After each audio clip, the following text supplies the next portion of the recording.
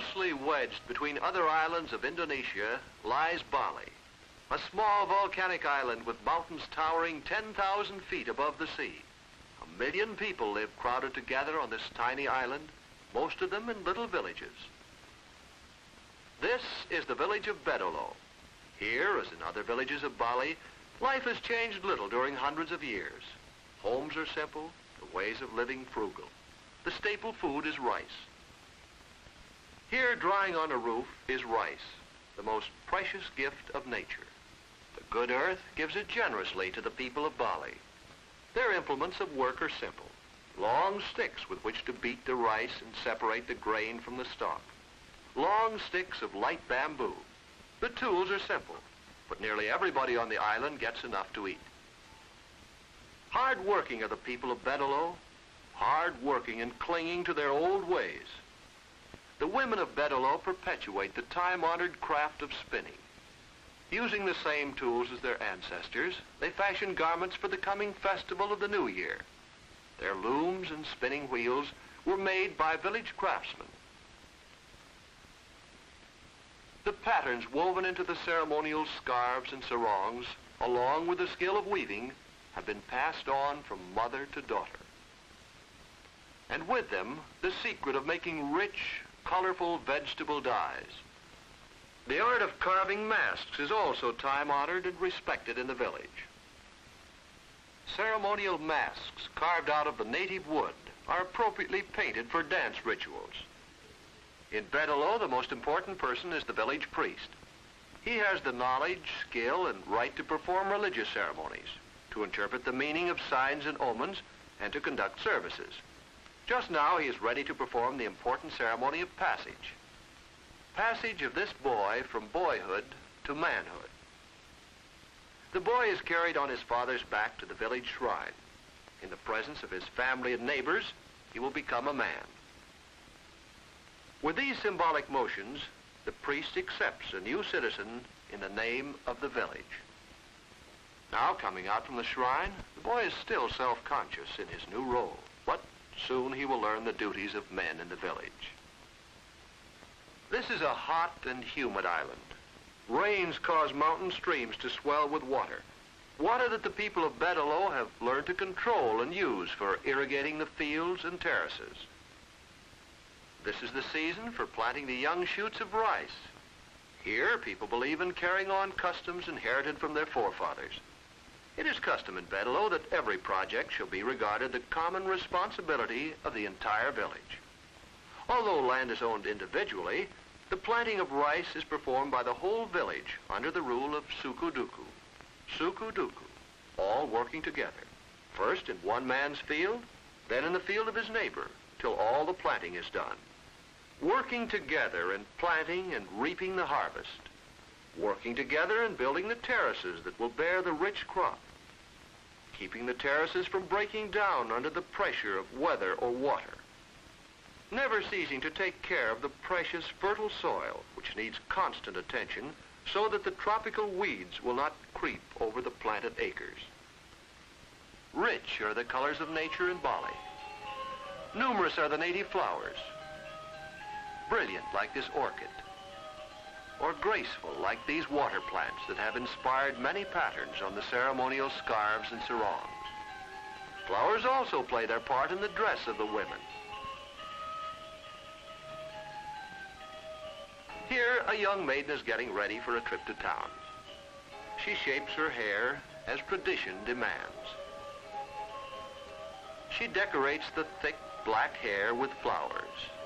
Flowers arranged in a special way to make her look beautiful, to indicate her standing in the village, and to please the gods she has been taught never to forget. She offers them an arrangement of flowers. Now she feels that she will be protected from evil on her journey. In long lines, the women file off to market in a town nearby. Heavy loads balance gracefully on their heads. The marketplace bristles with activity. People from many villages meet in the market square. Red peppers are among the ingredients required for a good Balinese meal. Hot red peppers. and even hotter green peppers for the rice dishes of Bali, and onions to improve the flavor. Juicy limes and flowers will make good salad. Wrapped in banana leaves, the merchandise is passed from hand to hand by patient women traders. While many kinds of fruits are sold and bartered, news is exchanged on the busy market square. Overhead in the village and on the way to market, people have placed religious symbols to remind them of the presence of their gods. Small symbols for local gods, large offerings of flowers for the mighty gods of the island. With great skill and fine sense for color, the Balinese prepare their religious offerings. Time-honored rituals take place. Old legends are told by means of plays. In this legend, the struggle between good and evil is acted out.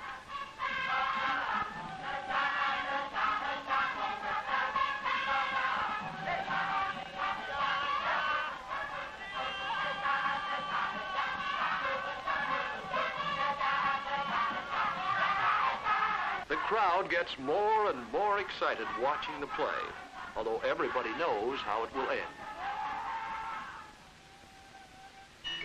Once a year, the villagers of Bedalo join neighbors from far and near across the island on the journey to a temple overlooking the ocean, a temple built on a picturesque bluff above the white surf. They carry food offerings that will be presented to the gods in spirit, but later will be eaten by the pilgrims themselves. Praying, they pass through the temple gates built in the traditional style of India, because much of the religion of Bali came from India, and with it the great legend of the Ramayana. Here a dance called the monkey dance or Kachak celebrates the happy ending of the legend. In the story, Queen Sita, the beautiful wife of the holy King Rama, is kept prisoner in the castle of the demon Ravana. The monkeys helped King Rama to defeat the demons of Ravana and to liberate his queen.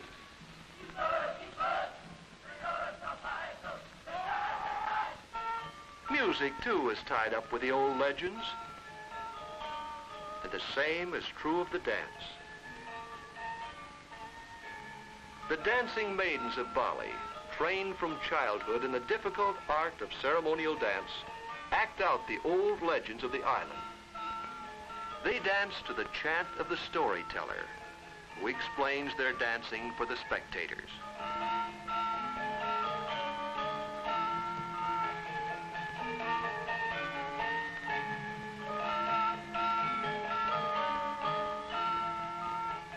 In spite of the many holidays and ceremonies, the work must go on in the village of Bedalo. The rice is yellowed to ripeness and will soon be ready for harvesting. Harvesting by all the villagers together. But first, the goddess of rice must be thanked with the first sheaf of rice and flowers. Each man in his shrine pays tribute to the goddess. Each in his own way expresses his humble thanks. And then harvesting. Harvesting sukuduku by working together to take the precious grain from this field to the village, to select the best grain for new seedlings. Carefully, workers pull stalk after stalk. They believe that this will please the goddess, whose hair the rice is supposed to be. Carefully, they gather the rice so little of it will be lost. And thus, religion and practical reasoning join hands to protect the rich harvest as a reward for the months of work and care. And while this field is being harvested, other fields are growing a new crop.